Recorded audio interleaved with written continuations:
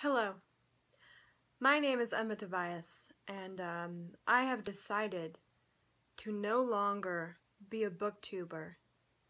Instead, I'm going to be a girl who sporadically makes videos about books every once in a while. When the moon is bright and high in the sky, when the wolves have descended from the tallest mountains, when there is a chill in the air, and our hearts are full with sadness, I shall make a book-related video. I'm assuming that's what's going on outside and with you guys emotionally, so that's where I'm at right now. I am going to be reviewing 3 books. I have read 4 books recently, and I'm going to review 3 of them. By recently, I want to say like the last 4 months. That's what I mean by recently. So, time is an illusion, it's a construct. Okay. The first book that I'm going to review is Today Will Be Different by Maria Semple. I have very complicated feelings about this book. So, Maria Semple wrote Where'd You Go, Bernadette, which is a book that I enjoyed when I read it. I have not read it since the first time I read it in 2013. And I thought it was really funny and smart and clever and very tightly written.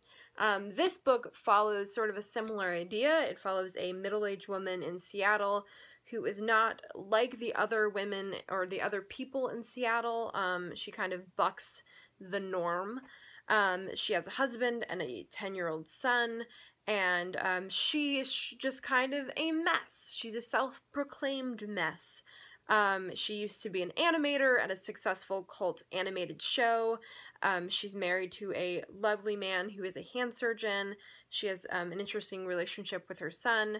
She's a mess. And through all this, she's working on a graphic novel about her and her sister called The Flood Girls. So there's a lot of things happening in this novel, and the first thing I want to talk about is the writing.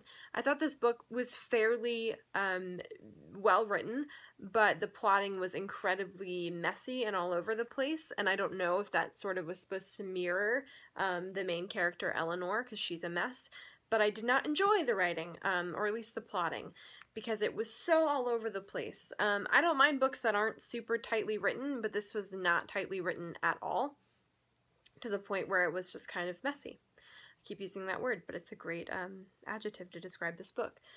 In terms of the characters, I wasn't a huge fan of Eleanor. I like the idea of Eleanor's characters. I like characters, and I like female characters especially who have a voice and who are bucking some traditional idea of femininity or motherhood.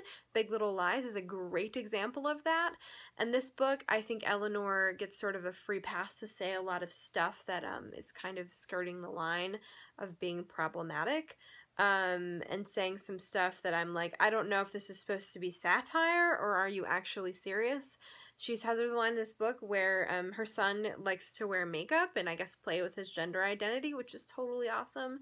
And it's not like she's against it necessarily, but she talks about going to this like very ultra liberal school and bringing her son in and thinking to herself that the people at the school will be so excited and they will say, oh, we've got a transgender when they see her son, which I didn't know. I just did not, it made me uncomfortable the way that was written, and I get that it was supposed to, I guess, be satire, but I thought that was sort of a poorly executed way. This whole book is kind of like the main character bucking traditional femininity and motherhood, but also bucking being politically correct. At times she literally says like, I have decided not to care about being politically correct, which I just thought was like, I don't know where we're supposed to stand with her. I don't know if we're supposed to be like, hey, that's pretty, yeah, like it's like it's kind of awful for you to think that, especially nowadays. But also like, it was just, I have very complicated feelings about it. In general, I think it makes me uncomfortable because Eleanor is presented as this quirky character, and part of her quirk is that she doesn't care about being politically correct. Yeah, this book is just odd. It's really, really odd. It's a fast read, I guess, but it's very odd, and I think it doesn't always do a very good job of satirizing this woman. I think it kind of puts her on a pedestal for her messiness and her quirkiness, which I think is okay, but she says a lot of things that are problematic for sure. And it's never addressed, and no one ever really calls her out on it, which I don't like. Next we have So You've Been Publicly Shamed by Jon Ronson. This is a nonfiction book about shame, and Jon Ronson specifically in this book talks a lot about shaming via the internet and Twitter especially, and as a fan of Twitter, an avid user of Twitter, I thought that was super interesting. I really liked this book. I flew through it very, very quickly. I really liked the way it was written and presented, and how we saw Jon Ronson kind of where his mind was moving throughout this process, which is really cool. It was a lot of him showing and telling, but a lot of him like taking us through the journey with him of kind of like all of these different stories and these conclusions. The only element that I didn't really love is that he kind of ends the book with a moral statement on what we should do about shaming in society. It's left kind of open, but it's also, he definitely puts his stamp on it, which I think is okay. He did write the book, but I like the idea of this book just staying ambiguous, because I don't think there's always a right answer to dealing with some of these complicated questions of like, what if someone says something truly terrible, like says something truly terrible, how do we handle that? And I don't think it's always super black and white, which I think he does make clear, but also is kind of more on the let's be kind all the time train, which I don't necessarily agree with, but I did really enjoy this book, and I think it's very valuable. And then finally, a book that I loved so much was I Hate Everyone But You by Alison Raskin and Gabby Dunn of the Just Between Us show, which is one of my favorite things on YouTube. This book is about two best friends who have gone away to college. It's told in emails and messages. I really liked it. It has a great own voices representation. There is a queer character who I assume is written by Gabby Dunn, and a character with OCD written by Alison Raskin, and both of those women are part of those communities. And as a queer woman with OCD, like, this book was totally up my wheelhouse, which is totally great. It's really funny and sweet. I love books about female friendship, especially.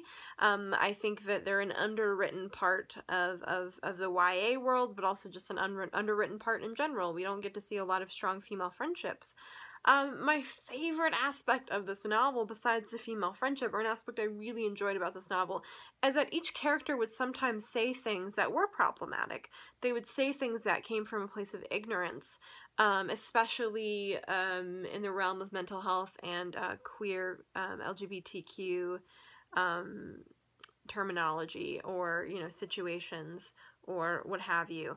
And each character will make sure that the other person is educated, and will let them know what's going on, and be like, hey, this isn't cool to say this, like, calls them out on it, but also helps to talk to them, which I thought was a beautiful way of addressing that, and I really like that a lot.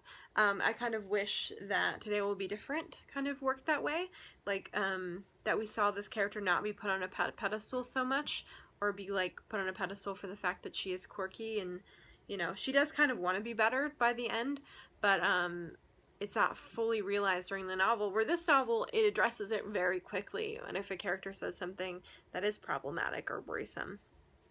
So I just really appreciated that. I think it's a great message to send to teens and to adults, to be like, if your best friend says something not cool, it's your job to be like, hey, that's not cool, and let them know. Yeah, I just really loved this book so much, and I thought it was really wonderful. So those are my 3 books that I've read recently.